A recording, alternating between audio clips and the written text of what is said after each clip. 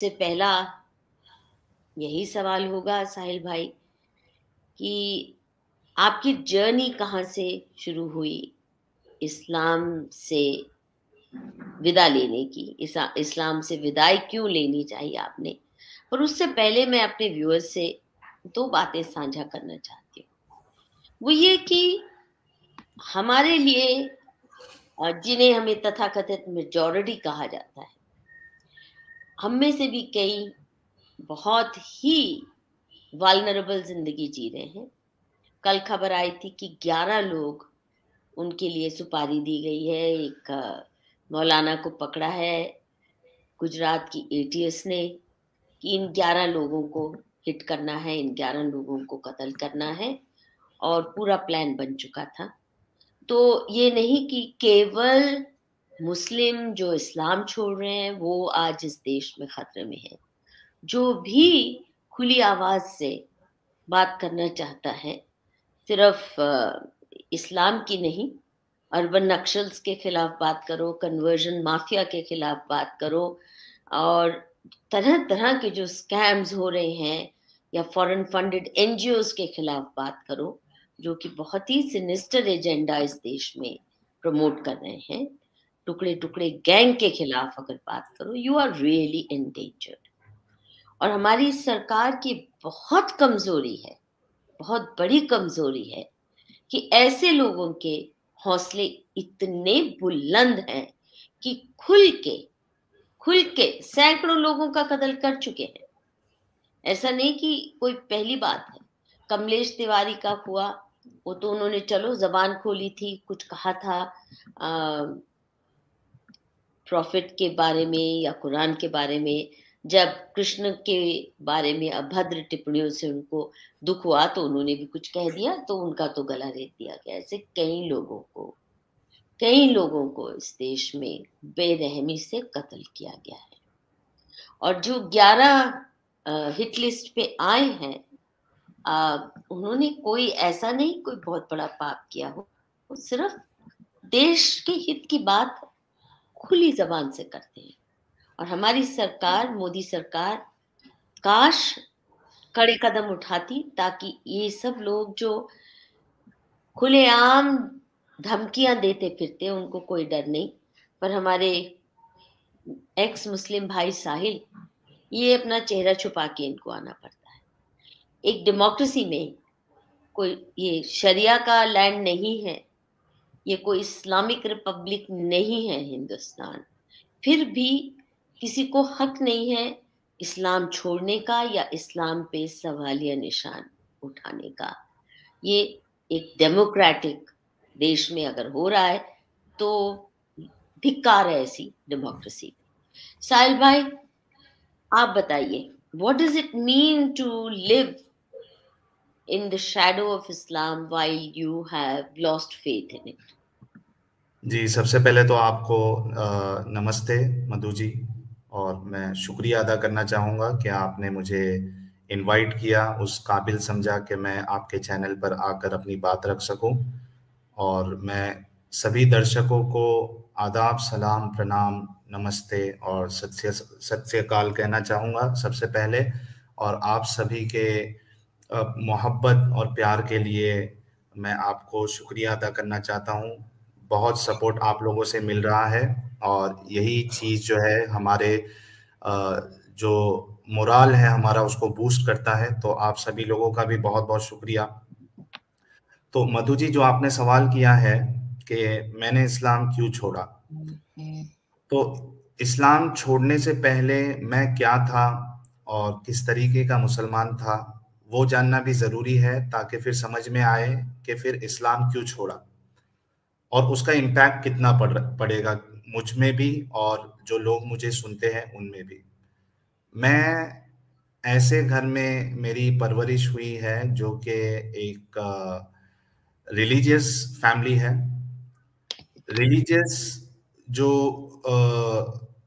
Intensity या उसके जो दर्जे होते हैं मुसलमान घरानों में, वो अलग अलग टाइप के होते हैं। कोई फैमिली बहुत ज़्यादा रिलीजियस होती है, बहुत ज़्यादा कट्टर होती है। कट्टर इन द सेंस कि वो उनके घरों में आपको टीवी भी नहीं मिलेगी, इबादत गुजार होते हैं, नमाज कोई नहीं छोड़ते हैं, और इस तरीके से कई सारी फैमिलियों में आपको अलग अलग लेवल मिलेगा आपको। तो मेरी जो फैमिली थी वो रिलीजियस थी काफी, लेकिन बहुत ज्यादा ऊंचे लेवल पे नहीं थे, एकदम ज्यादा भी रिलीजियस नहीं थे, लेकिन थे रिलीजियस। तो हमें बचपन से जो है वो नमाज पढ़ना और कुरान पढ़ना, दुआएं याद करना, इसमें ही मेरा बचपना गुजरा है। फिर उसके बाद जब आहिस्ते आहिस्ते मैं बड़ा हुआ और टीनेज में जब पहुंचा मैं, तो पहले जो एक जोर और जबरदस्ती की जाती है बच्चों को कि आपको नमाज पढ़ना ही है, उनके पास चॉइस नहीं होती है। हर अक्सर मुसलमान घरानों में जो बच्चों को बचपन से ही नमाज पढ़ना, रोजा रखना है सिखाया जाता है, तो वो तो जबरदस्ती होती है। वो बच्चा चाहे उसको पसंद करे या ना पसंद करे, उसको तो वो फॉलो करना है।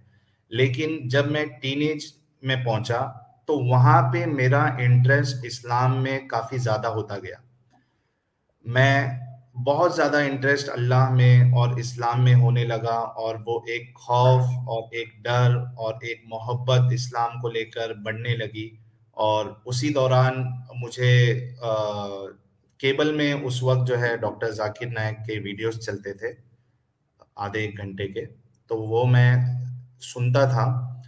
और उसका जो उनका जो स्टाइल था जाकिर नायक एमबीबीएस जी का, वो मुझे काफी प्रभावित किया। उस स्टाइल ने, जिस तरीके से दलीलें वो रखते थे, कुरान का चैप्टर और वर्स सब बताना, उसके बाद फिर हिंदुइज्म में गीता है, वेद है, यजुर्वेद, ये वो सब, फिर बाइबल में सब, वो मुझे बड़ा पसंद आने लगा। मैं काफी उनको सुनने लगा, और साथ साथ जो मेरे आसपास के जो मोहल्ले में जो ग्रुप थे इस्लाम की तालीमात देने वाले, मैं वहां पर भी जाने लगा।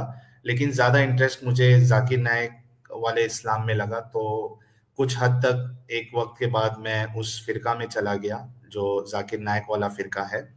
और उसके बाद मुझे ये लगने लगा कि चूंकि हम मुसलमान हैं और इस्लाम जो है ये सबसे सच्चा मजहब है, ये खालिक कायनात की तरफ से है, ये अल्लाह की तरफ से है, और जैसे हमको हक पता है, हमारी ये जिम्मेदारी बनती है कि हम जितने इंसान हैं उन तक हमें ये दावत को, इस्लाम को पहुंचाना है। और आज भी लोग जो है इसी तरीके से काम करते हैं। अब वो चाहे आप अगर ट्रेन में चले जाओ, अगर कोई बाजू में मोमिन बैठा है तो वो इस्लाम की बात स्टार्ट कर देगा।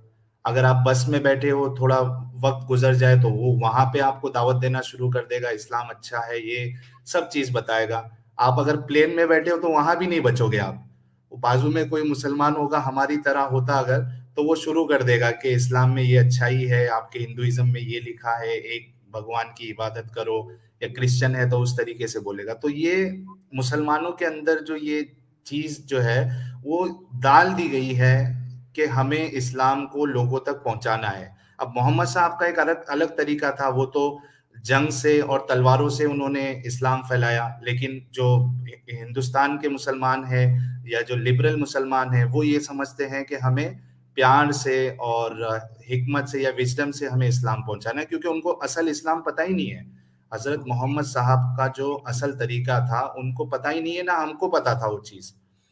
तो अब वो चीज जो मेरे अंदर थी कि इस इस्लाम को मुझे सारी इंसानियत तक, या जहां तक मेरी पहुंच है, मुझे इस्लाम को पहुंचाना है। तो मैंने उसके कई सारे वर्सेस याद करने लगा, कुरान के वर्सेस याद करने लगा। फिर उसके बाद गीता, उसके बाद यजुर्वेद, वेदा के, यानी जितना जाकिर नायक ने बताया था कि भाई एक अगर हिंदू मेरे सामने है, मेरा दोस्त है, मेरा कलीग है, तो उससे कितना बात करना है उतना हमने याद कर लिया था। कोई अगर हिंदू सामने आए तो उसको क्या बोलना है, कोई क्रिश्चियन सामने आए तो उसको क्या बोलना है, इतना मुझे तो याद था, सीख लिया था मैंने। और साथ ही साथ मुसलमानों में काफी फिरके हैं, और फिरकों में इतना शदीद इख्तिलाफ है कि वो एक दूसरे को गुमराह, कोई काफिर कहता है दूसरे फिरके वाले को, कोई कबर पूजक कहता है, कोई कुछ कहता है, लड़ाइयां हो जाती है, एक दूसरे में शादियां नहीं करते हैं, इतनी आपस में दुश्मनी हो जाती है फिरके को लेके। तो वहां पे भी मेरी दावत जो है वो मेरा जो एक्टिविज्म है वो चलता रहता फिरकों में भी। और फिर जो गैर मुस्लिम है वहां पे भी मैं अपनी दावत पहुंचाता रहता। तो इस तरीके का मान लीजिए कि मैं एक दाई था। दाई यानी मैं इस्लाम का प्रचारक था। मैं लोगों को इस्लाम की हक्कानियत बताता था मैं, कि ये इस्लाम इसलिए अच्छा है और इस्लाम बाकी सब रिलीजन में सबसे ऊपर है। यही चीज जो है अल्लाह एक्सेप्ट करेंगे, वरना आपको फिर अल्लाह जहन्नम देंगे और वहां पे आपको हमेशा हमेशा के लिए जलना पड़ेगा। बीच में अगर आपको रुका के कुछ सवाल करना है तो आप पूछ सकती हैं, ताकि ये इंटरैक्टिव सेशन हो मधु जी, बोरिंग ना लगे लोगों को। म्यूट है आप। मेरा एक छोटा सा ये सवाल था जी कि आप जिस डर से जी रहे हैं, आप अपनी आइडेंटिटी नहीं डिस्क्लोज कर पा रहे, और इसके बिल्कुल शार्प कॉन्ट्रास्ट में काफी सारी मुस्लिम महिलाएं खुल के चैलेंज कर रही हैं, किस ये चीज को? कैसे फर्क आप एक्सप्लेन करते हैं? किस कि चीज को चैलेंज कर रही है? इस्लाम को आप देखिए ना, हमारी चैनल पे 4-5 तो महिलाएं खुल के आ चुकी हैं अपने चेहरे दिखा के और हम्म। चैलेंज करते हुए। तो क्या इसलिए कि एक तो ये कि उनमें से कुछ विदेशों में रहती हैं, क्या एक ये कारण है? अगर बिल्कुल आप बिल्कुल। डेनमार्क में रह रहे असल, हैं तो। जी और जी मैं दूसरा बताता ये हूँ। कि उनमें से एक दो ने तो शायद शादी भी कर ली है बाहर इस्लाम के, तो उनको फैमिली की सपोर्ट है। मतलब क्या कारण है कि महिलाएं आ पा रही हैं पर पुरुष नहीं आ पा रहे? नहीं, ऐसा नहीं है कि महिलाएं आ पा रही है या पुरुष नहीं आ पा रही है। जैसे आपने एक वजह बताई है कि वो लोग सेफ लोकेशन पे हैं, ऐसी जगह पे हैं जहाँ पे उन्हें उतना खतरा नहीं होगा जितना खतरा मुझे या मेरे जैसे लोग जो इस मोमेंट में काम कर रहे हैं उन्हें है। देखिए, सबसे बड़ा प्रॉब्लम क्या होता है, अगर आप इस्लाम छोड़ते हो तो घर वाले आपके जो है खिलाफ में आ जाते हैं, आपके अगेंस्ट में आ जाते हैं। आपकी बीवी होगी, वो आपसे रिश्ता जो है, क्योंकि इस तरीके से उनके जहनों में डाला जाता है। सबसे पहला अटैक ये लोग करते हैं आपकी, आपके स्पाउस पर। अगर कोई फीमेल अगर इस्लाम छोड़ती है तो उसका जो हस्बैंड है उससे उसका रिश्ता हराम होता है, सबसे पहला अटैक। अगर मेल कोई इस्लाम छोड़ता है तो उसकी वाइफ जो है उसके लिए हराम कर दी जाती है, इन मौलवी मुल्लाओं की तरफ से और इस्लाम की उन हदीसों की तरफ से जो ये लोग कोट करते हैं। तो सबसे पहला अटैक ये लोग फैमिली पे करते हैं। आपके माँ बाप, आपके रिश्तेदार, सब लोग आपके खिलाफ हो जाते हैं। ठीक है। मेरे लिए एक अच्छी बात यह है कि अगरचे मेरी फैमिली मेरा सपोर्ट नहीं करती है, लेकिन कम से कम वो मेरी जान की दुश्मन तो नहीं बनेगी। वो लोग मेरे इस काम में मुझे सपोर्ट नहीं करते हैं। मैंने बीच में ये कहा था अपनी आइडेंटिटी छुपाने के लिए कि मेरी फैमिली भी एक्स मुस्लिम हो गई है, तो वो एक आइडेंटिटी रिवील मुझे नहीं करवाना था, इसलिए मैंने कहा था। लेकिन हकीकत यह है कि मेरी फैमिली मुझे इस काम में सपोर्ट नहीं करती है, वो मेरे अगेंस्ट में है। लेकिन इसके बावजूद भी वो मुझे नुकसान नहीं पहुंचाना चाहेगी और वो नहीं चाहेगी कि कोई आके मुझे कुछ नुकसान पहुंचा दे। तो अगर आप इस्लाम छोड़ देते हो तो आपको आपका सोशल बॉयकॉट होना शुरू हो जाता है। और किस मोहल्ले में आप रहते हो वो भी बड़ा इंपॉर्टेंट रोल प्ले करता है। बहुत ज्यादा आप ऐसे मोहल्ले में रहते हो जहाँ पे लोगों की सोच काफी हद तक इस्लाम को लेकर बहुत सारी चीजें उनके जहनों में है, तो वो आपसे बातचीत बंद कर देंगे। आप अगर कुछ बिजनेस करते हो तो वो हर तरीके से आपका बॉयकॉट होगा। और अगर आप एक लेवल से इस्लाम छोड़ने के बाद आप नेक्स्ट लेवल में आकर अगर आप इस्लाम में जो प्रॉब्लम है वो बताना शुरू कर देते हो तो फिर आपकी जान को खतरा हो जाता है। तो अब फिलहाल हमारे हिंदुस्तान में ऐसा माहौल अभी तक नहीं बना है कि कोई एक इंसान इस्लाम छोड़ के खुशी खुशी या ओपनली बोल सके कि मैंने इस्लाम छोड़ दिया। अब वो माहौल नहीं बना है। और हमारा जो मोटिव है, हमारी जो इस मोमेंट की जो उसका जो मकसद है वो यही है कि ये नॉर्मल होना चाहिए। अगर कोई इंसान इस्लाम छोड़ दे तो ये एक नॉर्मल होना चाहिए। एक इंसान की अपनी पर्सनल आज़ादी होनी चाहिए कि वो किसी मजहब को, किसी रिलीजन को, किसी धर्म को माने या ना माने। ऐसा नहीं कि कोई एक रिलीजन छोड़ दे तो सब उसके पीछे पड़ जाए, उसका बॉयकॉट करने लग जाए।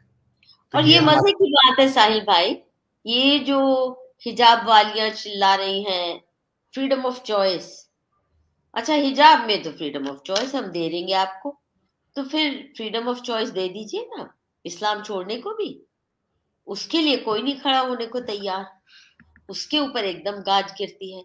तो कॉन्स्टिट्यूशन का हवाला देके किसी को कत्ल करना वाजिब है कि आपने हमारे रिलीजियस सेंटिमेंट हर्ट किया, हम आपको कुछ भी कर सकते हैं।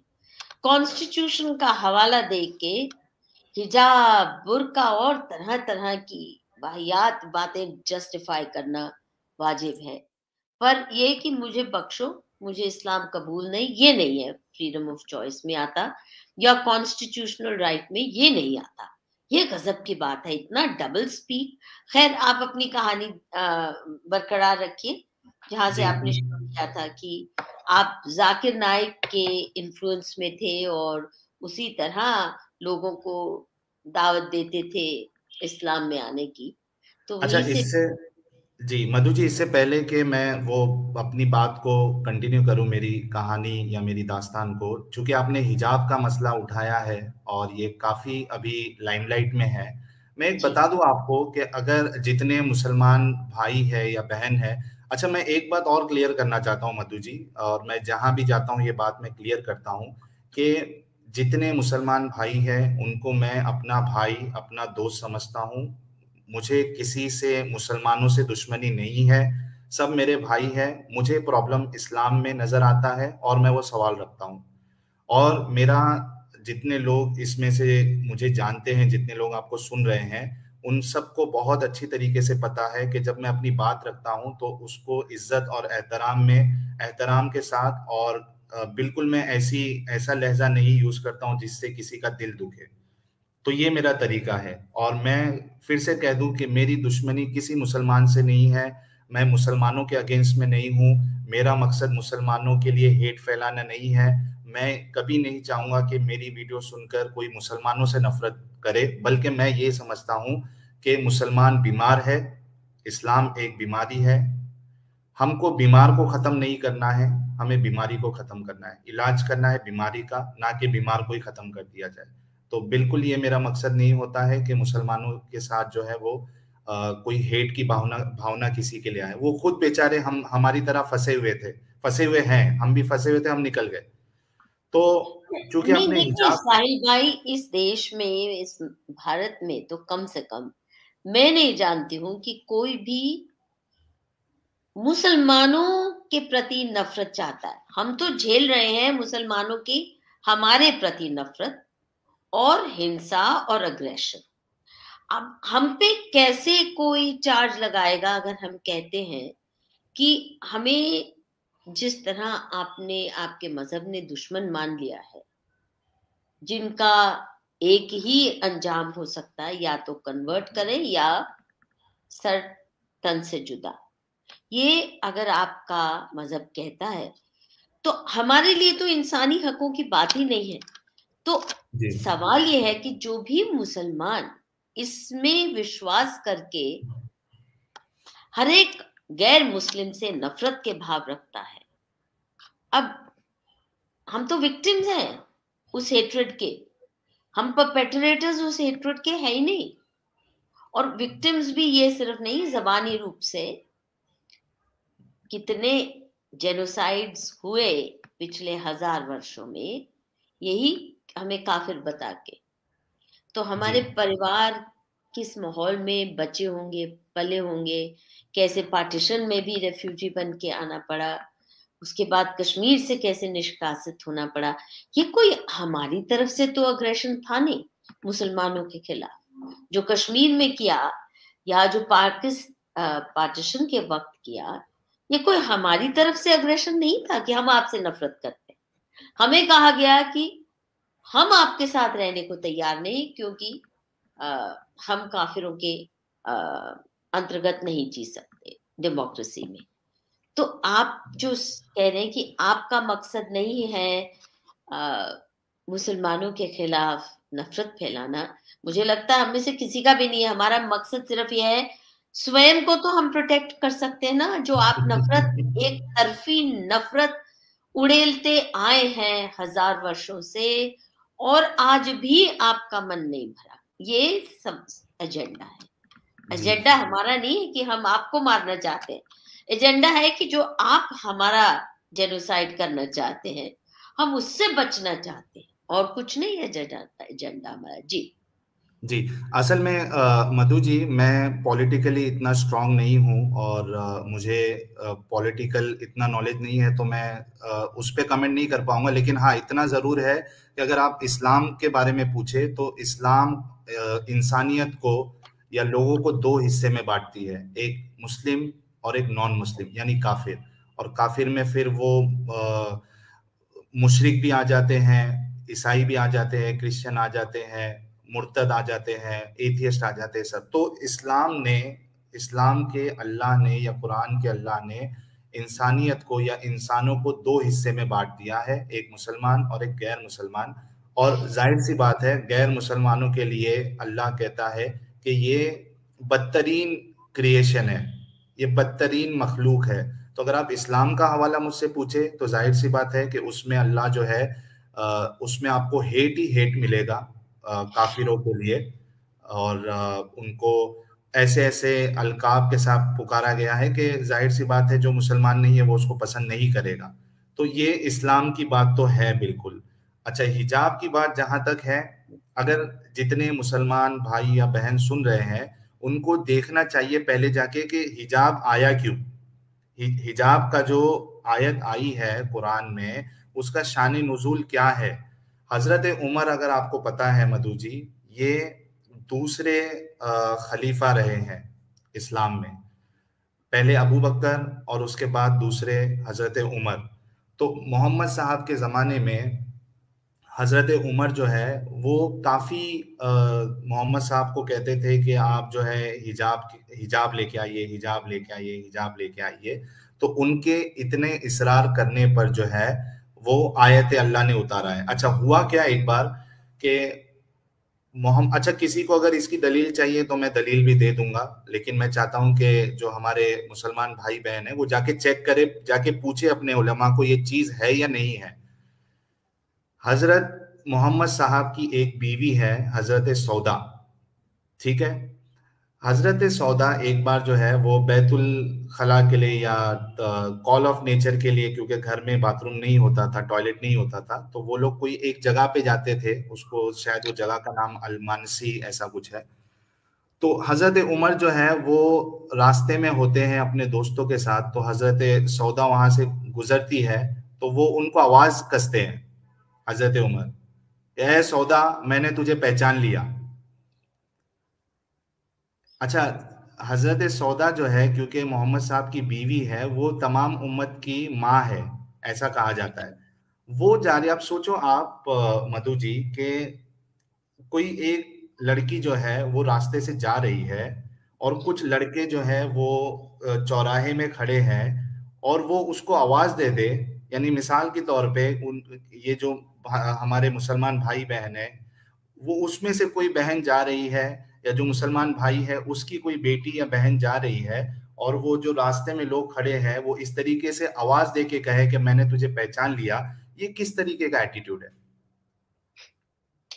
अच्छा, अगर मान लीजिए कोई लफंगा कह भी देता, सिर्फ कहता नहीं, अश्लील कमेंट पास करते हैं, उसके तो दो तरीके हैं। एक तो लीजिए, एक झापड़ मारिए उसको, और गिरेबान से पकड़ के उसको अच्छी खासी धुनाई कर दो अच्छा, कि इसका मैं तुम्हारी पहले बदतमीजी। आगे का अगर भी कोई, बताऊंगा। नहीं, मैं कह रही हूं, दूसरा ये है कि इंसान सोचता है कि बदतमीज है, और ऐसे तो भौंकते ही हैं लोग, और चल दो, इग्नोर करो। अब उसके लिए हिजाब की क्या, मतलब किस किस्म का आ, अनर्थ है कि उसके लिए हिजाब की जरूरत पड़ जाती है, फिर बुर्के की पड़ जाती है, फिर अनेकों और चीजों की भी। जी बताइए। जी। अच्छा, होता क्या है कि फिर वो हजरत सौदा जो है वो घर पे जाती है, मोहम्मद साहब को कहती है, तो बजाय इसके कि मोहम्मद साहब हजरत उमर को डांटी देते कि आपने इस तरीके की हरकत क्यों की है, वो डांटी नहीं देते और वो हिजाब के लिए ऊपर से आसमान से कुरान की आयत आ जाती है और उसके बाद दूसरे बार फिर क्या होता है, सुनिए गौर से। अब वो हिजाब की आयतें आ गई हैं और हजरत सौदा ने हिजाब भी पहन लिया है। अब वो फिर से जा रही है कॉल ऑफ नेचर के लिए। अब तो हिजाब तो पहन लिया ना उन्होंने, तो हजरत उमर उनको फिर से आवाज देते हैं, ए कि मैंने सौदा मैंने पहचान लिया। तुझे फिर से पहचान लिया। हम्म।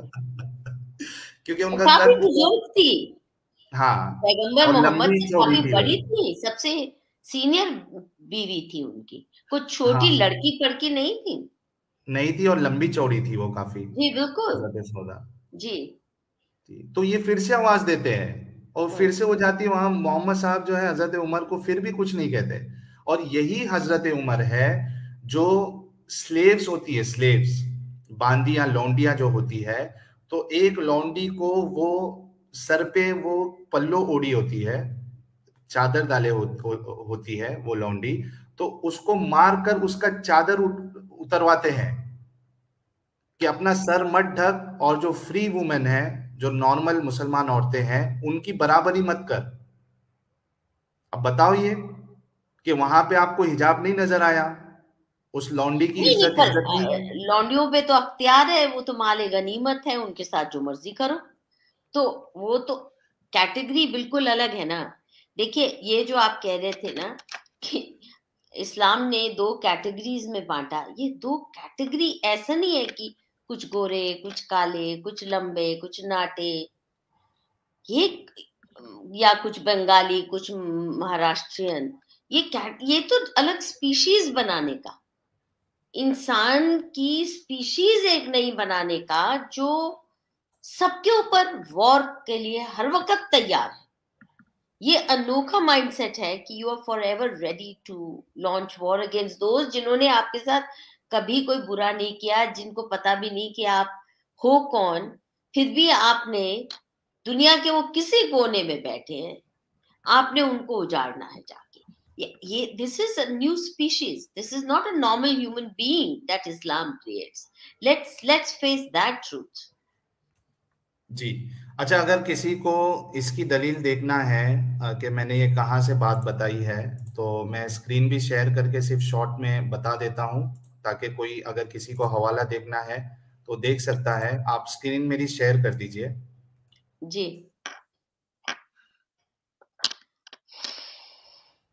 हम्म। जी, तो ये सही बुखारी की हदीस नंबर 146 है। और देखिए इसमें क्या लिखा है कि रसूलुल्लाह की बीवियां रात में मनासी की तरफ कज़ाए हाजत के लिए, ताजीन और मनासी एक किला मैदान है, तो उमर रसूलुल्लाह से कहा करते थे कि अपनी बीवियों को पर्दा कराएं, मगर रसूलुल्लाह ने इस पर अमल नहीं किया। एक रोज रात को इशा के वक्त सौदा बिनते जमा, रसूलुल्लाह की अहलिया, जो दराज कद औरत थी, बाहर गई। उमर ने इन्हें आवाज दी और कहा, हमने तुम्हें पहचान लिया। और इनकी ख्वाहिश ये थी कि पर्दा नाजिल हो जाए, चुनांचे अल्लाह ने पर्दे पर्दे का हुक्म नाजिल फरमाया। ठीक है, अब इसमें देखिए, ये उर्दू जिसने ट्रांसलेशन किया है उसने चालाकी इस तरीके से की है कि वो जो अल्फाज हजरत उमर ने कहे थे वो उसको छुपा दिया उसमें। और इसमें जो इंग्लिश वर्जन है उसमें देखिए आप, वो इंग्लिश में वो अल्फाज है, ओ सौदा। जब आप किसी को रास्ते में आवाज लेके उसका नाम कसोगे, तो जाहिर सी बात है कि आपको समझ में आ जाता है कि ये अच्छी हरकत नहीं है। तो उर्दू ट्रांसलेशन वाले ने उस हिस्से को ही बयान नहीं किया है। आप देख रही है हम्म। कि किस तरीके से चालाकी की जाती है। अच्छा चलिए, तब तो टॉयलेट नहीं थे, बाहर जाती थी, अब तो फ्लश टॉयलेट आ गए ना सबके घरों में। अब जो ये लड़ रही हैं हिजाब और बुर्के के लिए, सभी के घरों में टॉयलेट है, सभी के घरों में फ्लश टॉयलेट है। तो अब कोई क्या बहाना है ये कि किसी और को अपनी शक्ल नहीं दिखानी, नहीं शक्ल दिखानी, तो फिर आप हम्म। स्कूल कॉलेज मत जाइए, सेक्युलर एजुकेशन क्यों लेती हैं फिर, मदरसों में हम्म। जाइए, हम आपको पूरी शरिया वाली एजुकेशन मिल जाएगी। पर आप अपनी कहानी बीच में मत छोड़िए। बिल्कुल। तो जी। ये जो हिजाब है, ये पहले जाकर हमारे मुसलमान भाई देख ले कि आपके जो इतनी बड़ी बड़ी पर्सनालिटी है, वो उनकी हरकतें आप देख ले और खुद फैसला करें कि क्या आप इनको आइडियल मान सकते हैं या नहीं मान सकते। यही हजरत उमर है, जो मैंने जो और एक उनकी जो हरकत बताई थी लौंडी के साथ, वो भी सही हदीसों में ये सब चीजें मौजूद है, तो जाके आप देख ले। Coming back to my story, तो ये जाकिर नायक के वीडियोस देखता था, मैंने सीखा और मैं फिर मुसलमानों में भी अपनी दावत रखता था। और उसके बाद जो गैर मुस्लिम है, हिंदू है, मेरी नीयत साफ थी, कुछ हेट नहीं था मेरे दिल में हिंदुओं के लिए। और मैं बात एक साफ कर दूं कि हमें कभी हेट सिखाया भी नहीं गया था मस्जिदों में या किधर भी। अलबत्ता ये था कि आपको अगर इस्लाम पता है, एक सच्चा मजहब पता है, तो आपको उन्हें लोगों तक पहुंचाना है। एक आयत भी अगर आपको पता है तो उसको आपको आगे पहुंचाना है। अब जब आप किसी को, जाहिर सी बात है, अगर आपको इस्लाम को सबसे अच्छा बताना है तो जाहिर सी बात है आपको जो बाकी धर्म है उसको नीचा करना पड़ेगा, तभी आप इसको ऊपर बता सकते हो ना। नहीं तो दूसरा तरीका क्या है? अगर आप ये कहो कि सब धर्म सच्चे हैं या सभी धर्म एक एक है, तो फिर इस्लाम की दावत की जरूरत ही नहीं है। आप भी सही, वो भी सही, अपना अपना खुश रहो। लेकिन जब आप सामने वाले को ये बता रहे हो कि आप इस्लाम कबूल करो, तो आप ये गोया बताना चाह रहे हो कि आप में कुछ कमी है, इसलिए आपको इस्लाम में आना है। तो जब हम ये चीजें मैं करता था, हिंदुइज्म में जो प्रॉब्लम लगते थे वो मैं बताता था, और उसमें क्या है, मूर्ति पूजा जो है वो हराम है, वेद का हवाला देना, इसी तरीके से बाइबल का हवाला देना। तो जब आप दूसरे को कुछ कमियां बताओगे तो जाहिर सी बात है वो इंसान भी आपके अंदर जो कमियां हैं, आपके अंदर जो खामियां है, वो आपको बताएगा। तो उसी में हजरत आयशा की जो हजरत मोहम्मद साहब जो है वो 55 साल के हैं, 54-55 साल के। और हजरत आयशा जो है वो जब निकाह हुआ 6 साल की, जब रुखसती हुई, इंटरकोर्स किया तब 9 साल की।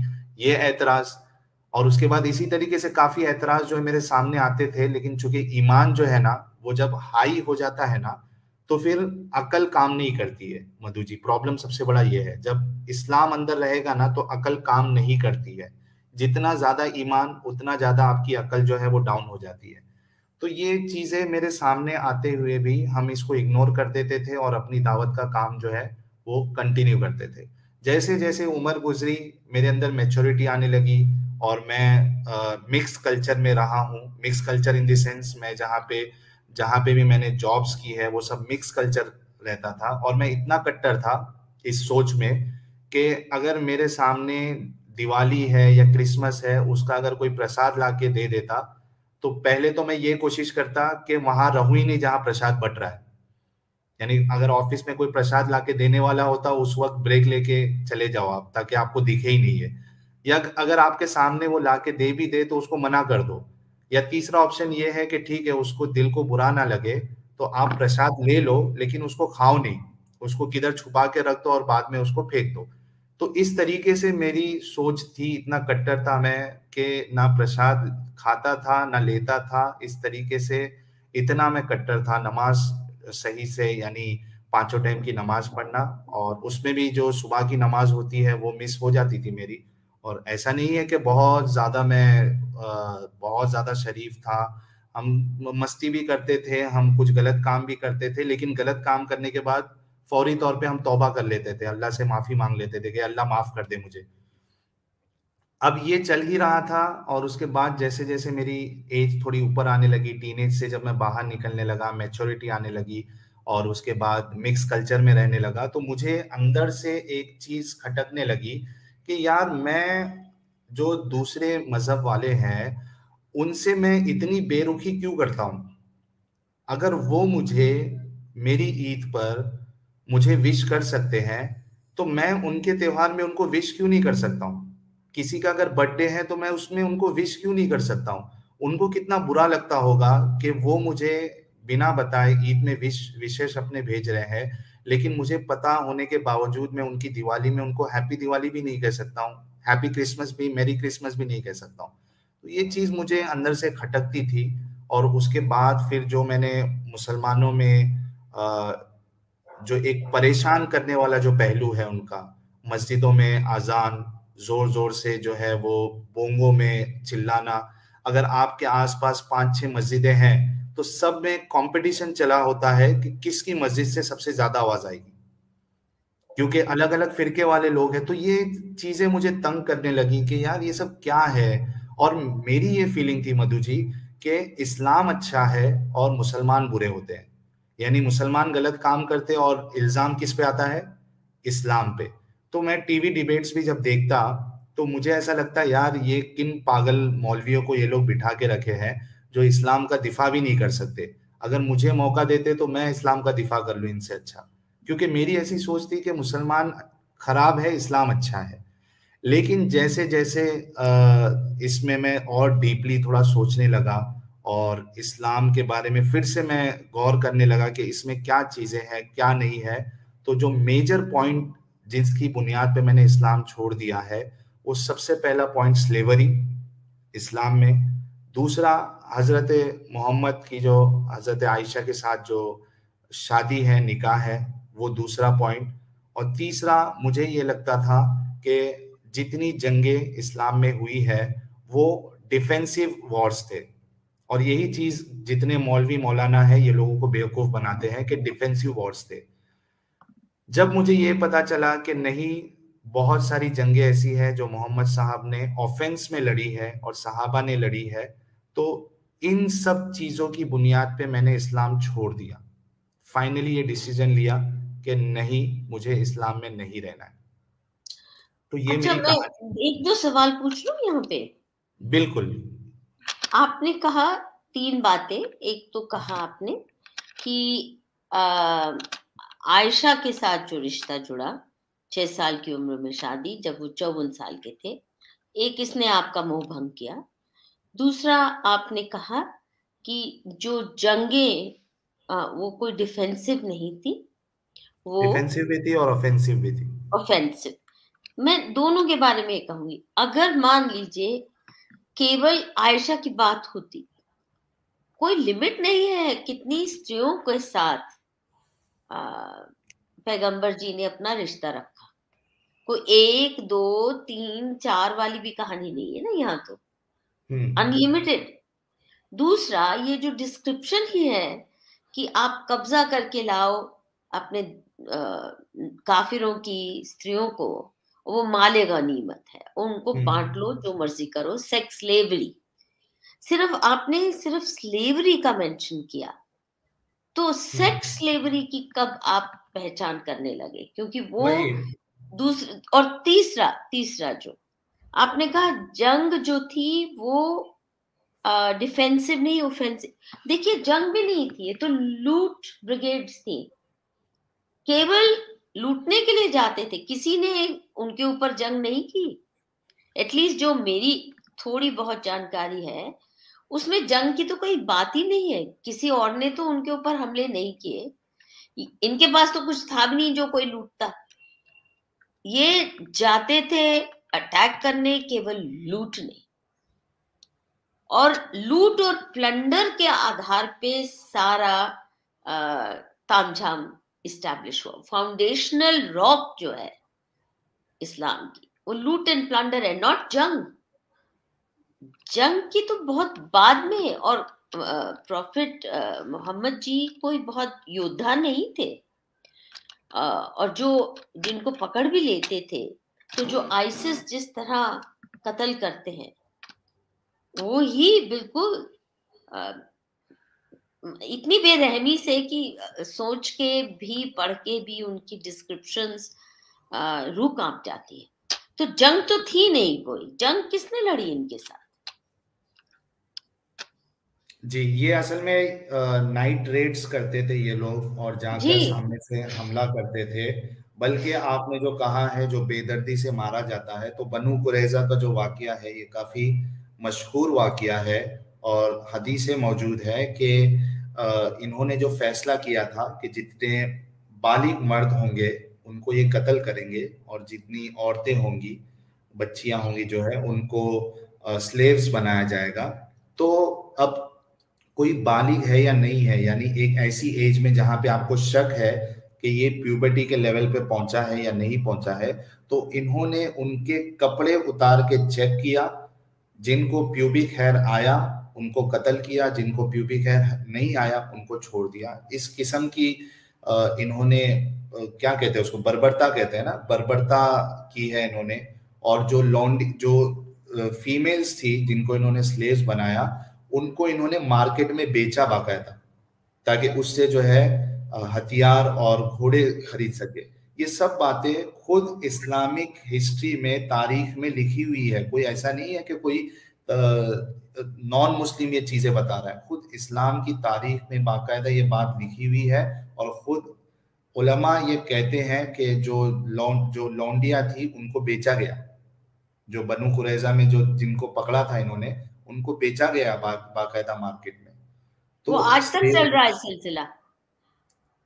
वो आज हाँ तक सिलसिला, जो ग्रूमिंग गैंग्स हैं इंग्लैंड में भी 13-13 साल की, 12-12 साल की लड़कियों को ग्रूम करके उनको नशेड़ी बना के फ्लैश ट्रेड में डाल रहे हैं।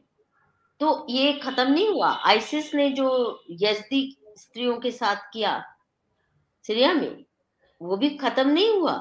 आज भी वो ही मानसिकता से चला जा रहा है। और जो आज भी लव, अगर मधु जी, आज भी अगर शरीयत आ जाए और उस तरीके का माहौल बन जाए कि सामने वाले को इनको मुसलमान कंट्री बनाना है, कोई नॉन मुस्लिम कंट्री है, वहां पे दावत देना है, तो देखिए मोहम्मद साहब ने, हजरत मोहम्मद साहब ने अपने सहाबाओं के जरिए से ये तालीम दी है कि आपको 3 ऑप्शन देना है। जब आप जाते हो किसी स्टेट में, किसी कबीले में, तो उनको 3 ऑप्शन देना है।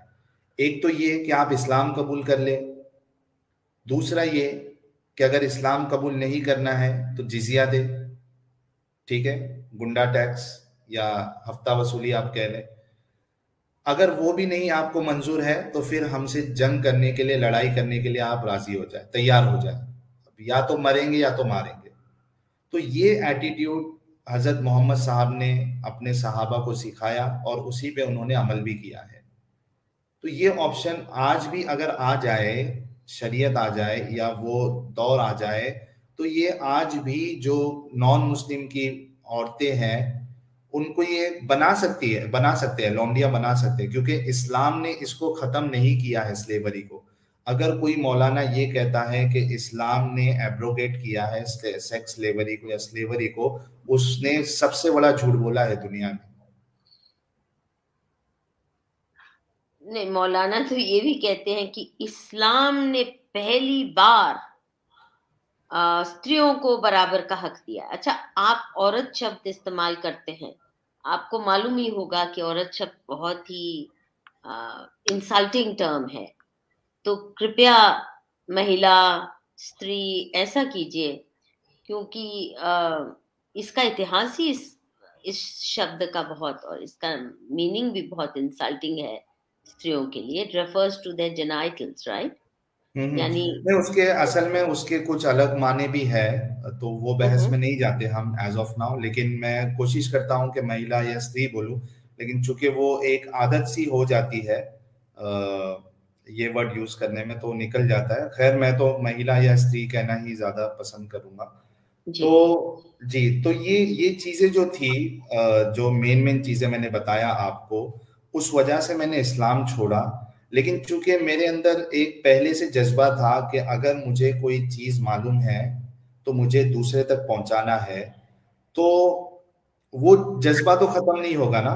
लेकिन प्रॉब्लम यह है कि अब मैं जैसे पहले कर सकता था खुले आम पे, अब मैं नहीं कर सकता हूं। तो इस वजह से मुझे अपनी आइडेंटिटी चेंज करके मुझे एक चैनल ओपन करना पड़ा, ताकि मैं लोगों को बता सकूं हकीकत क्या है। क्योंकि इसमें क्या होता है मधु जी, जो अगर आप इस्लाम में रहते हो तो प्रॉब्लम यह है कि आपकी जिंदगियां जो है ना, ये वेस्ट हो जाती है, बर्बाद हो जाती है, आपकी सोच खराब हो जाती है, आपकी अकलें जो है काम करना बंद कर देती है। आप रेगुलरली ऐसी चीज करते हो जिसका कोई मतलब ही नहीं है। तो इस वजह से ये ज्यादा जरूरी है कि लोगों को जितना जल्दी पता चले उतना जल्दी वो इसमें से निकल सके। और दूसरी वजह मेरी ये थी चैनल ओपन करने की, कि अगर मैं फिजिकली किसी को बताता हूं तो मैं सिर्फ 6, 7, 100 या 200 लोगों को ही बता पाऊंगा।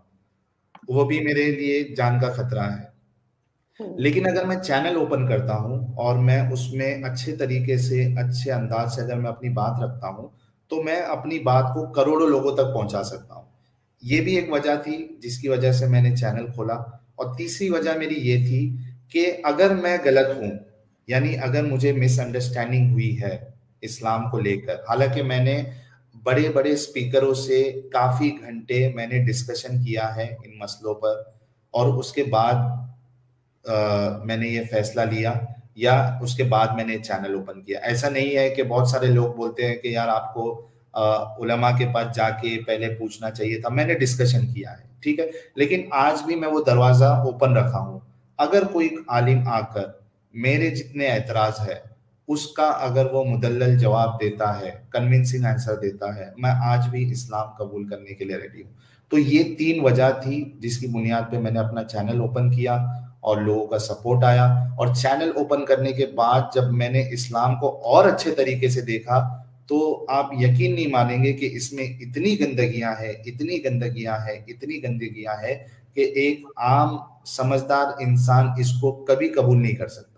और हर ट्यूसडे और फ्राइडे को मैं एक टॉपिक, एक सिलेक्टिव टॉपिक लेके बैठता हूँ, और उसमें हम 6-6, 7-7 घंटा अपने मुसलमान भाइयों को मौका देते हैं कि आए और उस एतराज का जवाब दे।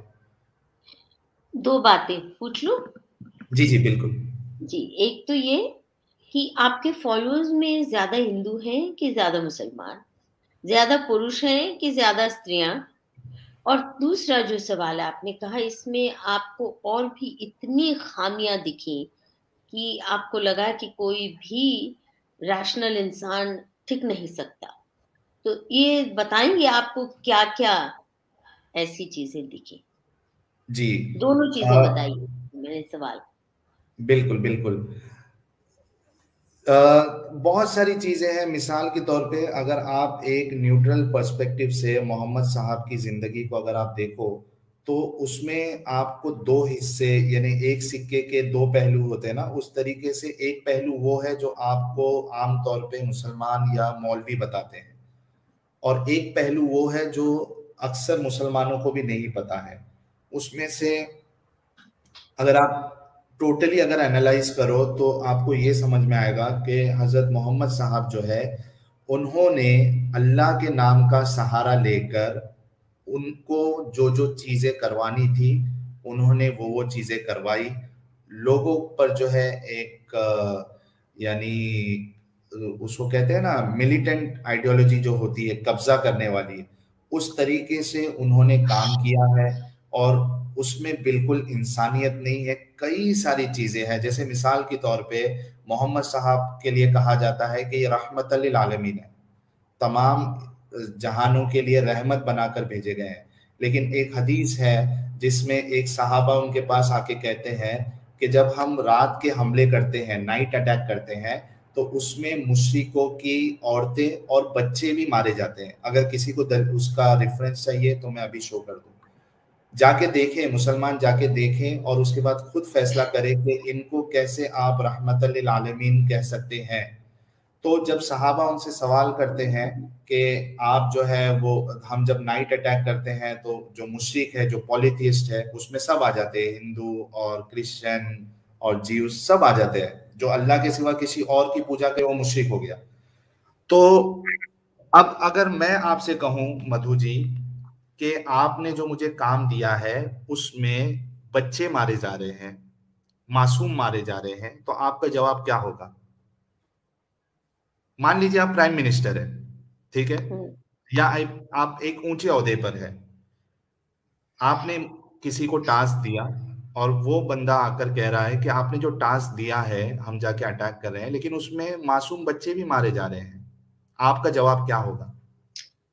ज़ाहिर है किसी भी इंसान का यही होगा कि ये गलत है, ये नहीं होना चाहिए। दुख होगा ना पर आपको, बच्चों के हुँ, मरने पर तो दुख होगा ना। बिल्कुल। जी बिल्कुल। और तो वो एक, उसको जस्टिफाई नहीं करते, एनकरेज करते हैं। हाँ, तो जाहिर सी बात है कि एक जो जिसके दिल में थोड़ी भी मोहब्बत या रहम वाली चीज होगी, इंसानियत होगी, उसको दुख होगा कि भले से मेरे दुश्मन क्यों ना हो, लेकिन उनके बच्चे तो मासूम हैं, उनको ऐसा नहीं होना चाहिए, उनकी जिंदगी नहीं जानी चाहिए, तो मैं कुछ इस तरीके से करता हूं ताकि ये काम ना हो। मोहम्मद साहब, हजरत मोहम्मद साहब के सामने जब सवाल रखा गया, तो पता है वो क्या कहते हैं? हजरत मोहम्मद साहब कहते हैं कि वो उन्हीं में से हैं, यानी वो कुफार में से ही या मुशरिकों में से ही है। जब मैं ये हदीस मैंने जब पढ़ा, मेरा जो है ना दिल हिल गया, मेरा दिल हिल गया। मैं सोचा कि यार ये कैसे पॉसिबल है यार, यानी कैसे ऐसे शख्स के बारे में ये कहा जा सकता है कि रहमत लिल आलमीन है। यार बच्चों की वो बच्चे मासूम हैं। जब आप खुद कहते हो कि 3 लोगों पे से कलम उठा दी गई है, हजरत मोहम्मद साहब की हदीस है, 3 लोगों पे से कलम उठा दिया गया है।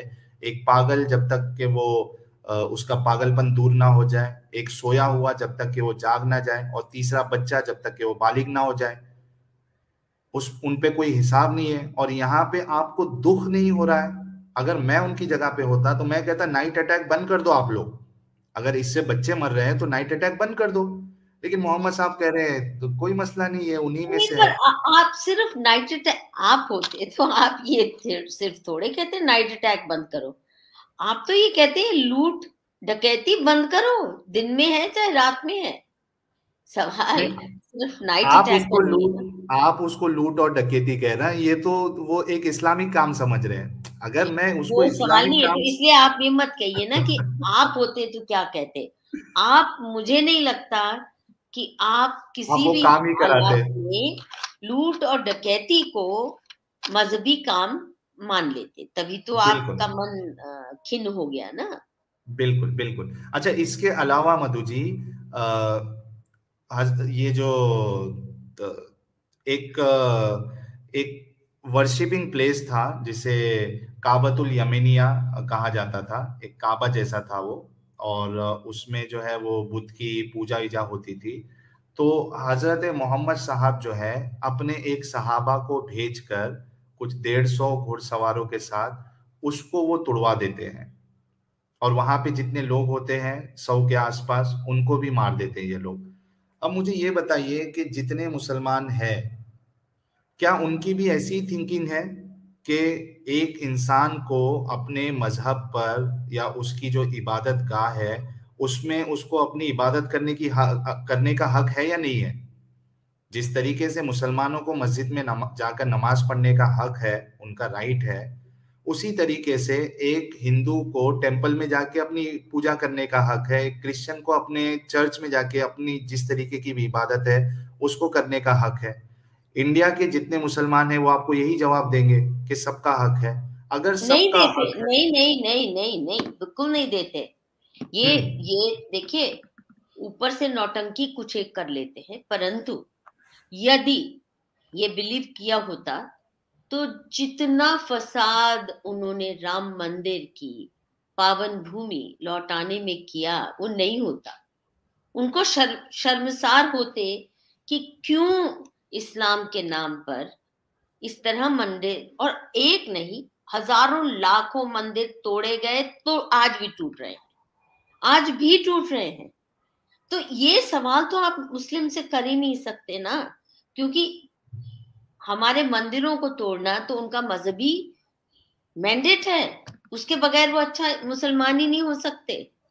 और हम्म। अगर वो न होता तो आप बताइए, जिस मुल्क ने मुसलमानों को लाखों मस्जिदें पार्टीशन के बाद भी बनाने को इजाजत दे दी, लाखों, कोई 2 4 8 10 नहीं, मुझे लगता है पाकिस्तान से ज्यादा पर स्क्वायर किलोमीटर मस्जिदें आज हिंदुस्तान में होंगी, फिर भी आप देखिए कितना जलील कर रहे हैं कृष्ण जन्मभूमि को लेकर, राम मंदिर को लेकर। जो राम जन्मभूमि का मंदिर तोड़ा गया बर्बरता से, 500 साल की लड़ाई। तो मुझे नहीं लगता कि ये सिंपल लॉजिक मुस्लिम कम्युनिटी के साथ चल ही सकता नहीं है, हम्म। क्योंकि वो फिर मुस्लिम नहीं रहेंगे। अगर वो मान ले कि मुझे मंदिर में इबादत का हक है, तो फिर मुसलमान काहे के रहे? आप ये भी सोचिए ना, फिर बिल्कुल। मुसलमान काहे के रहे? हाँ, लेकिन जब नहीं है, हमने, इसीलिए तो ये तो मुसलमान होने का सबसे पहला लिटमस टेस्ट है। मेरी इबादत गलत है, मेरा धर्म गलत है, और मुझे इस्लाम कबूल कराना ही इस्लाम है। उसके अलावा है क्या इस्लाम में, मुझे ये बताइए। जी बिल्कुल, जब काफिरों से हमने, नफरत करने के अलावा मुझे बता दीजिए दो चार और बातें हैं क्या। जी जब जब हमने ये मैंने जब ये टॉपिक उठाया था और उसमें कई सारे जो मुसलमान आए थे, उसमें से अक्सर लोगों ने यही जवाब दिया था कि आप जो है, हक है, उन्होंने कहा था कि हर एक को हक है अपनी अपनी इबादत करने का। तो मैंने यही हदीसें बताई थी और वो भी शौक में आ गए थे कि यार ये कैसे हो सकता है, हम फिर कोशिश करेंगे और देखते हैं। तो कई सारे लोग ये सब चीजें उनको पता नहीं होती है, जब हम बताते हैं तो उनके समझ में आ जाता है, यार हाँ यार ये तो गलत चीजें हैं। अब कल हमने एक टॉपिक चलाया था जिसमें ये था कि हजरत मोहम्मद साहब जो है, उनका जो पेशाब मुबारक है वो उनकी सर्वेंट पी लेती है। तो हजरत मोहम्मद साहब कहते हैं कि अब इसके बाद जो है आपको कभी पेट की बीमारी नहीं होगी। और मौलवी जो है वो झूम झूम के कहता है कि हजरत मोहम्मद साहब का पेशाब मुबारक और जो टट्टी मुबारक है ये पाक है, इसमें बदबू नहीं, इसमें खुशबू होती है। तो ये सब बातें जब हम सामने लाते हैं तो बहुत फर्क पड़ता है, क्योंकि मुसलमानों को कुछ पता है ही नहीं कि इस्लाम में लिखा क्या क्या है। सही बात है, बिल्कुल सही बात है, आप बिल्कुल सही कह रहे हो, पता ही नहीं। अभी तक मैं एक भी मुस्लिम से मेरी अभी तक वास्ता नहीं पड़ा जिसे सब कुछ ज्ञान है और फिर भी वो मुसलमान है। मैं सोचती हूँ अब जैसे ये आ, हमारी कई सारी इंटेलेक्चुअल हैं, मुस्लिम इंटेलेक्चुअल्स, ऐसा हो सकता है कि इन्होंने पढ़ा ना हो। जैसे ओवैसी साहब बहुत पढ़े लिखे, आपको लगता है कि उनको पता नहीं होगा? मुझे 110% ये पता है कि ओवैसी साहब को जो ये मैं बातें बता रहा हूँ वो नहीं पता होगी। अगर ओवैसी साहब चाहते हैं तो मेरे साथ वन ऑन वन डिस्कशन कर ले और मैं उनको ये बातें बताना चाहूंगा, और फिर उसके बाद उनके क्या ख्यालात है वो मैं जानना चाहूंगा। अगर कोई ये सेट कर सकता है, मधु जी अगर आप सेट करवा सकती है, तो मैं तो उनसे बात करने के लिए रेडी हूँ। मुझे ऐसा लगता है कि 110% जो है, जो बातें मैं बता रहा हूँ वो उनको नहीं पता होगी। अगर पता है तो फिर उनका क्या डिफेंस में, उनके पास क्या है वो आके बता दे। असल में कोई सवाल भी देखिए, तो नहीं करता है ये ना। जो आप कह रहे हैं ना डिफेंस में क्या है, वो आके बता दे। ये जो मौत की, कत्ल की धमकी दी जाती है वो इसीलिए कि हम्म। ये सवाल मत उठाओ। ये सवाल उठाना ही तो अलाउड नहीं है। नहीं, ये ओवैसी जो साहब ये सवाल के ओवैसी ऊपर बंदिश है वो तो इसीलिए है ना कि ओ- ओवे, जो ओवैसी रियलिटी है। साहब जो है, एक मिनट ना मधु जी, फिर मैं, हम्म, आप कंटिन्यू कर लीजिएगा। जी जी। ओवैसी साहब तो ये चैनल पे बैठ के ये बहानेबाजी नहीं कर सकते है ना कि आवाज आपकी बंद करा दूंगा, उनको जवाब तो देना पड़ेगा। नहीं, वो सिर्फ ये कहेंगे कि हमारे यहाँ ये सवाल जवाब नहीं कर सकते आप कुरान पे, but that's not allowed. It's a fact that it's not allowed. तो फिर मीडिया में अगर अलाउड आकर ये होता है, कहना छोड़ दे कि Islam is the most logical religion, ये छोड़ दे, बोले ठीक है तो हम लॉजिक से लेना देना ही नहीं है, हमारा मसला खत्म, देखिए ये मानो तो जो मानना है। उनसे मनवाना आसान नहीं है, पर आप ये देखिए ना, वो खुद को कितना विक्टिम बनाते हैं। मैं आपको पढ़ के सुनाना चाहती हूँ, जो अली जी सिन्हा की किताब है, अंडरस्टैंडिंग मोहम्मद एंड मुस्लिम्स। आपने जरूर पढ़ी होगी, पढ़ी है ना? नहीं, मैंने नहीं पढ़ी है अभी। जरूर पढ़ी। उसकी एक बड़ी अच्छी कोटेशन है 20वें पेज पे। From Palestine to Kashmir, from Philippines to Chechnya, from Somalia to Nigeria, and everywhere on this planet, including in Western countries, Muslims are the abusers and the aggressors. And at the same time, they are the ones who cry victim. They are the ones oppressing non Muslims, terrorizing them, and perpetrating systematic persecution of minorities among them. While at the same time, they cry victim and portray themselves as the wronged ones by claiming to be victims. ये मैं add कर रही हूँ. They justify more atrocities on their victims. By claiming to be victims, they justify more atrocities. ये इतिहास गवाह है. यही पार्टीशन इसी मानसिकता ने कराया. और एक अरबिक प्रोवर्ब को वो कोट करते हैं अली सिन्हा. दाराबनी व बका सबकनी व शक्का, which means he struck me and started crying. यानी मुझे पीटा और फिर रोने लग गया. Then he preceded me and charged me with beating him. यानी मेरे से आगे चला गया और फिर चिल्लाने लगा कि इसने मुझे मारा है, हालांकि वो मेरे से आगे चल रहा. और वो कह रहे हैं, this is a perfect description of Muhammad's modus operandi. This strategy made him dazzlingly successful, and by doing so, he corroded the fabric of the society. Using this tactic, he eventually brought all of Arabia under his domination. और ये सिलसिला आज भी यही चल रहा है. हिंदुस्तान में जो गजवा हिंद एजेंडा चला रहे हैं वो यही तो कर रहे हैं. पीटते हैं हमें और हमें कहते हैं कि हम माइनॉरिटीज हैं, हम पिट रहे हैं, हम परसिक्यूटेड हैं, आपको इस्लामोफोबिया है, आप हमसे नफरत कर. मतलब बिल्कुल हूबहू. और उसमें ये नहीं कि केवल ओवैसी जैसे पॉलिटिशियन, जावेद अख्तर भी यही करते हैं, शबाना आजमी भी बिल्कुल यही गेम प्ले करती हैं, सबा नकवी जैसी बहुत प्रबुद्ध महिला सीनियर क्या बोलते हैं पत्रकार आए दिन टीवी पे आके यही गेम प्ले करती हैं. तो ये खत्म तो हुआ नहीं कहीं पे भी दुनिया में. Anyway, do read this. Ali Sinha की किताब जो है, मुझे लगता है कि एक बार ये आंख खोल देती है जो, उसके बाद आप आंख मूंद के सो ही नहीं सकते. जी बिल्कुल. मुझे भी ये किताब जो है वो पढ़ना है. और कई सारे लोग जो है वो इस दलदल से निकले हैं इसी किताब को रिफर करके. जी, तो आप अपनी कहानी और बताएंगे, फिर हम कंक्लूड करेंगे. आप और क्या बताना चाहेंगे? अब आपकी जो जर्नी है किस दिशा में जा रही है? जी, अभी तो मेरा फिलहाल मकसद यही है कि मैं इसी काम पे तवज्जो दूं और लोगों को, जो मैंने आपको बताया कि मकसद क्या है मेरे चैनल का, और कई सारे लोग जुड़ते हैं. जो आपने सवाल किया था कि आपके जो व्यूअर्स हैं वो कौन है, तो इसमें मोस्टली जो है हिंदूज है, क्रिश्चियन है, एथियस्ट, आई मीन सब लोग हैं. और काफ़ी सारे मुसलमान भी जो है मेरी वीडियोस को देखते हैं, सुनते हैं, ज्वाइन करते हैं, अपने आर्ग्यूमेंट्स रखते हैं. हमारी जो लाइव चलती है ट्यूसडे और फ्राइडे, उसमें तकरीबन एवरेज जो है वो 1500-1600 लोग देखते हैं उसको लाइव. बल्कि 1600 से लेकर ये 2000 और 3000 और मैक्सिमम जो है हम 3500 तक भी हमने क्रॉस किया है लाइव व्यूअरशिप. और हर लाइव में हमारी 1500 के ऊपर ही क्रॉस होता है. तो उसमें मैं समझता हूं कि तकरीबन अगर 2000 लोग मुझे देख रहे होते हैं, मेरा डिस्कशन सुन रहे होते हैं मोमिन भाइयों के साथ, तो उसमें तकरीबन 700 लोग तो मुस्लिम ही होते होंगे.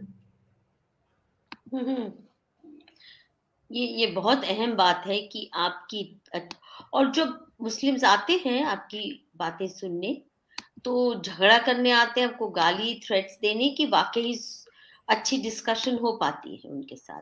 जी, बहुत कम लोग होते हैं जो इस तरीके से धमकी देते हैं या गालियां देते हैं. लेकिन अक्सर जो मोमिन है वो बात करने आता है. हालांकि बहुत वीक आर्ग्यूमेंट्स, इलॉजिकल आर्ग्यूमेंट्स उनके होते हैं, लेकिन खैर वो आते हैं, अपनी बात रखते हैं. धमकियां देने वाले बहुत कम आते हैं. लेकिन अब प्रॉब्लम ये हो गया है मधु जी कि रिसेंटली चूंकि मेरा चैनल जो है वो काफी फास्ट ग्रो हो रहा है. मधु जी शायद डिस्कनेक्ट हो गई है क्या,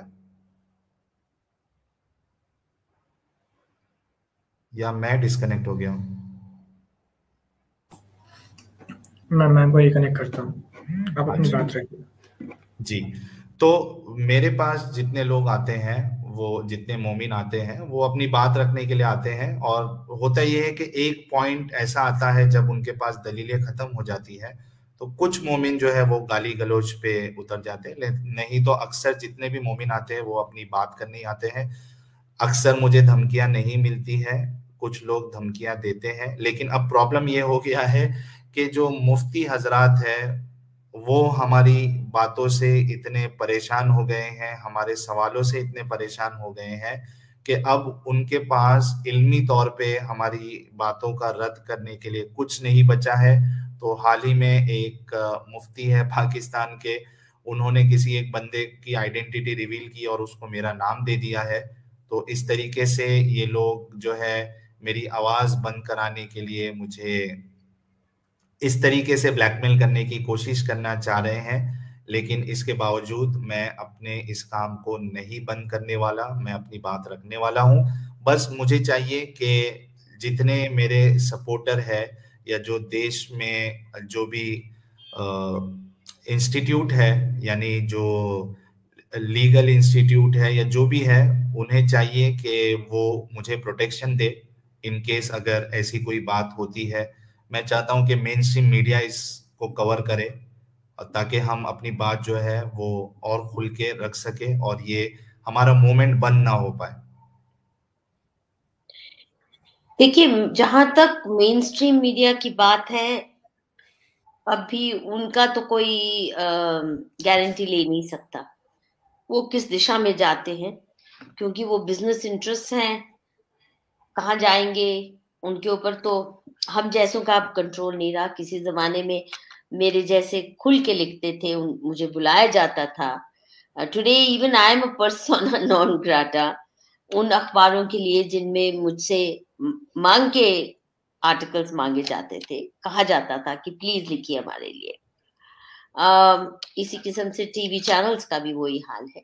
परंतु जो हिंदू समाज है वो तो जाग रहा है और तेजी से, और मैं इस बात की तो गारंटी देती हूँ कि आपको हमारे समाज से बहुत सपोर्ट मिलेगा, चाहे वो लीगल सपोर्ट हो। अब आप जहाँ रहते हैं, मुझे मालूम है दिल्ली में तो शायद नहीं रहते, कहीं दूर ही रहते हैं, इसलिए वहां तक हर एक की पहुंच नहीं हो सकती। पर मेरा ये विश्वास है कि आपके ऊपर जरा भी आंच आती है तो बहुत से लोग आपके साथ उठ खड़े होंगे। दिल्ली में होते तो मैं भी गारंटी ले लेती कि मेरे साथ बहुत आपके साथ मेरे साथी भी आपके साथ उठ खड़े होंगे अगर आपके साथ कुछ भी ज्यादती होती है, उसमें लीगल हेल्प, उसमें जो भी आपको चाहिए होगी।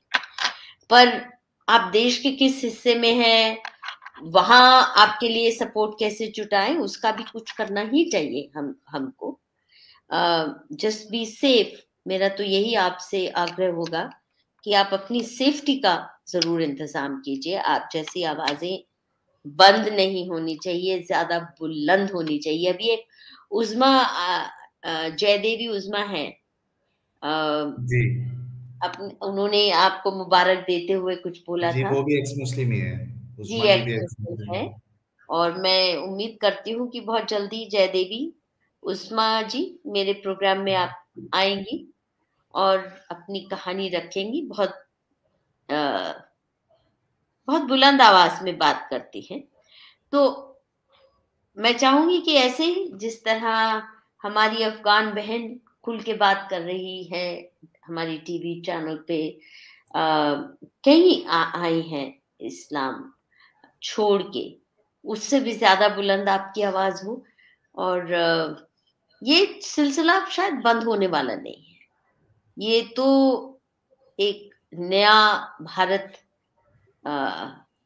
उठ रहा है, और जी इस मामले में मैं कहूंगी कि जिन लोगों ने उजड़ हरकतें करके, अब जैसे देखिए ना हिजाब की कंट्रोवर्सी जो शुरू की है, इतनी बेईमान और उजड़ कंट्रोवर्सी शुरू की है कि मजबूर कर रहे हैं हमें जगने के लिए, केवल जगने के लिए नहीं कि इनसे डर के रहना जरूरी है। डर का मतलब they deserve to be feared and therefore controlled. नहीं तो if you let them loose, ये तो हमारी तबाही का पूरा इंतजाम इनके पास है। सारे घर घर में आग लगाने का इनका इंतजाम है। और आपको याद होगा कि जब सीए को लेके बिल्कुल बेईमान किस्म की एजिटेशन शाहीन बाग में उठाई खड़ी की गई, और ये हिंदुस्तान में जगह जगह आग लगाने को तैयार थे। यूपी में अगर इन्हें न रोका गया होता उस वक्त कठोरता के साथ, तो उम्मीद करती हूँ कि ऐसे नेता हमारे बीच में से उभरेंगे जो कि आप जैसे लोगों को डर के जीने की जरूरत ना पड़े। आप कुछ और कंक्लूड करना चाहेंगे अपनी बात?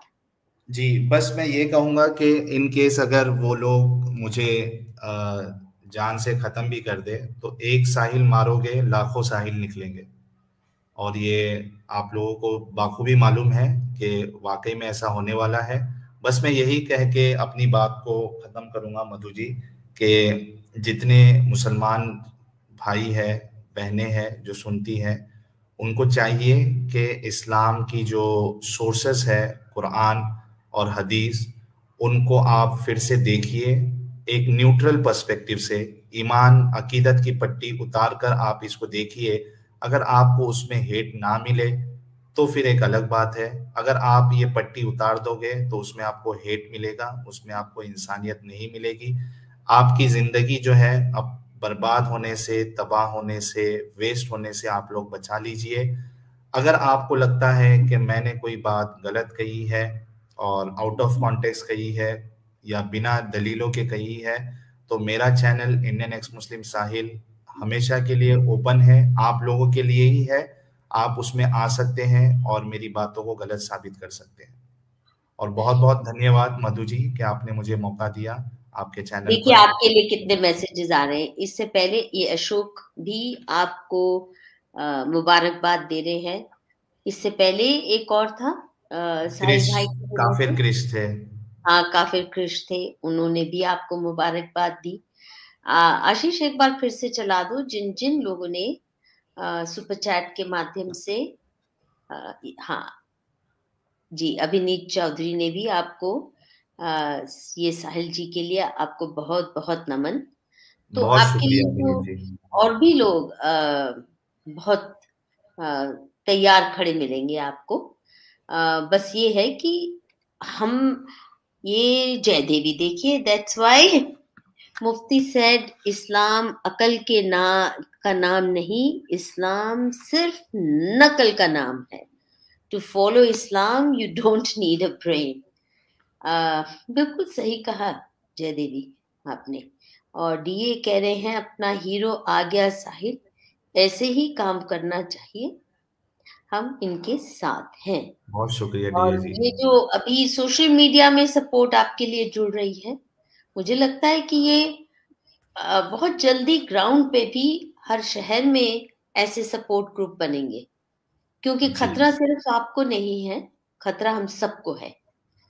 यादव भी सुपर स्टिकर, काफिर कृष्ण, हाँ मधु जी आपको नमन, प्रणाम। साहिल भाई is great in his work and he rooted for Islamic ideology. We have very high hopes with Sahil Sachwala ji and other ex-Muslims for revolutionary work. बिल्कुल सही कह रहे हैं कृष। जयदेवी कह रही हैं you're doing great work for humanity. Islam is not good for humanity at all. No respect for women in Islam. Umar was बदमाश गुंडाली। जयदेवी जल्दी से आओ हमारे प्रोग्राम में। I'd love to have you speak your mind out openly. Manoj Singh, आपका इस्लाम से मुंह भंग क्यों और किस समय हुआ? ये तो ये तो आपने बता काफी दिया मैंने। बता दिया, कुछ और बताना चाहेंगे? कब हुआ, किस उम्र से शुरू हुआ मुंह भंग? ये तकरीबन समझो कि जब कोरोना का सैलाब आया था, कोरोना जब आया था तो कई सारे लोगों ने इस्लाम त्याग दिया है। तो ये एक वक्त ऐसा था जिन्होंने घर बैठे बैठे लोगों ने काफी अपना ज़हन चलाया और कई सारे लोग जो है इस्लाम उन्होंने छोड़ दिया है।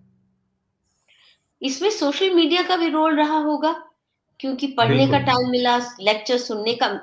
इसी दौरान हमने भी बहुत से लेक्चर सुने, पढ़े, इस्लाम पे, तो शायद सोशल मीडिया का बहुत बड़ा योगदान रहा है इसमें, नहीं? बिल्कुल बिल्कुल, आपकी बात बिल्कुल सही है। और वुमेन सेफ्टी जी का एक मैसेज भी पढ़ दूं, क्योंकि वो बार बार मैसेज कर रहे हैं कि tell viewers not to hate Muslims but target Islam and give correct information of Islam. बिल्कुल, ये बात मैंने पहले ही क्लियर कर दी है। किसका वुमेन ये मैसेज सेफ्टी, था? प्लीज वो भी ले आइए स्क्रीन पे। वुमेन सेफ्टी जी का।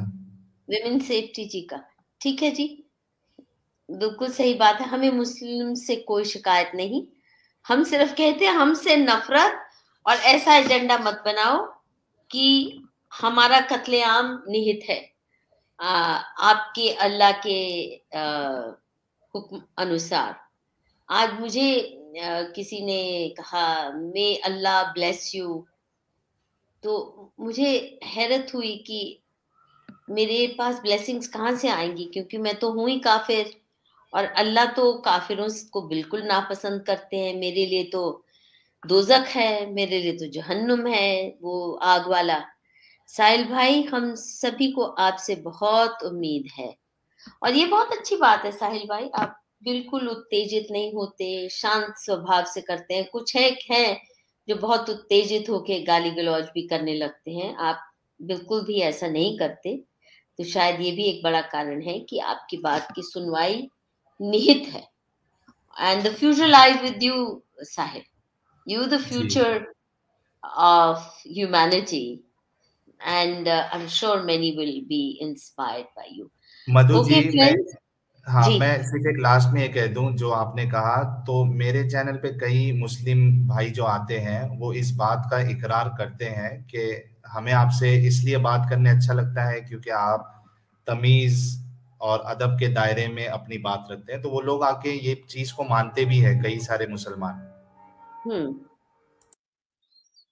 सही बात है, सही बात है, क्योंकि धमकियों के स्वर में वो बहुत बातें सुन चुके हैं। इस्लाम में इतनी धमकियां हैं, ये क्या कह रही है काफिर कि Muslims are not our enemies, our real enemies Islamic ideology and we have to be careful in handling Islamic ideology. Fully agree with you Krish, fully agree with you that the issue is Islamic ideology.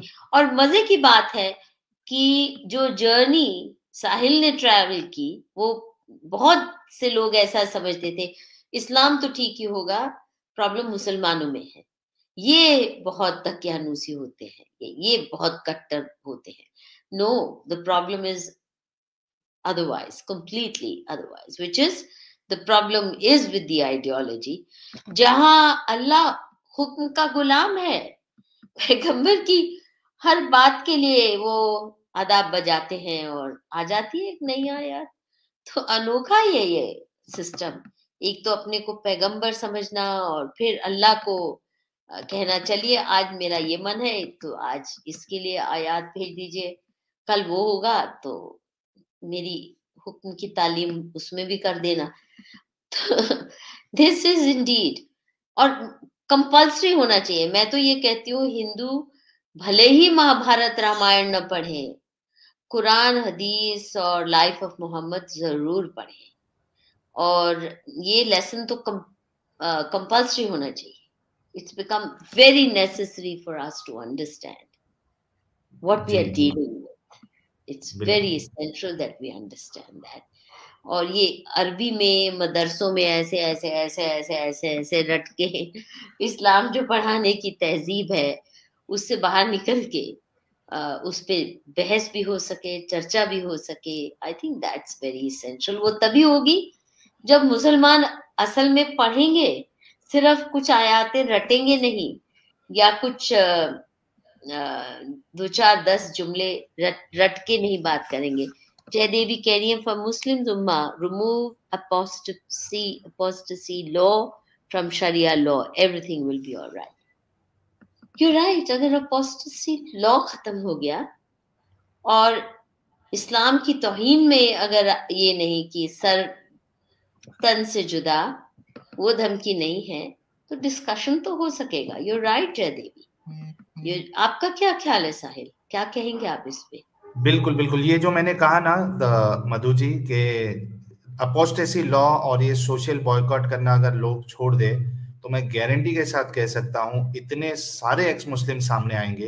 ये कई सारे मुसलमान हैं जो जिन्होंने इस्लाम छोड़ दिया है, बस वो यही डर से सामने नहीं आते हैं कि अगर वो सामने आए तो उनके घर वाले खुद उनके अगेंस्ट में हो जाएंगे, उनके मोहल्ले वाले, उनके दोस्त उनके अगेंस्ट में हो जाएंगे। बस इसी डर से कई सारे लोग सामने नहीं आते हैं, वरना अगर ये किसी तरीके से गिनती अगर हमें मिल जाए तो कई सारे लोग शॉक हो जाएंगे कि इतनी बड़ी तादाद में लोगों ने इस्लाम छोड़ रखा है। देखिए, मुझे नहीं लगता कि घर वालों के बाइकॉट से लोग इतना डरते हैं जितना कत्ल होने से डरते हैं, जितना बेरहम मौत से डरते हैं। और फिर जो आपके साथ खड़ा हो गया, ये नहीं है कि मेरी बीवी ने मुझसे बाइकॉट कर लिया इसलिए मैं नहीं छोड़ सकता। मुझे लगता है बीवियां बहुत आसानी से मान जाएंगी यदि ये डर ना हो कि हम और हमारे बच्चे सर धड़ से जुदा।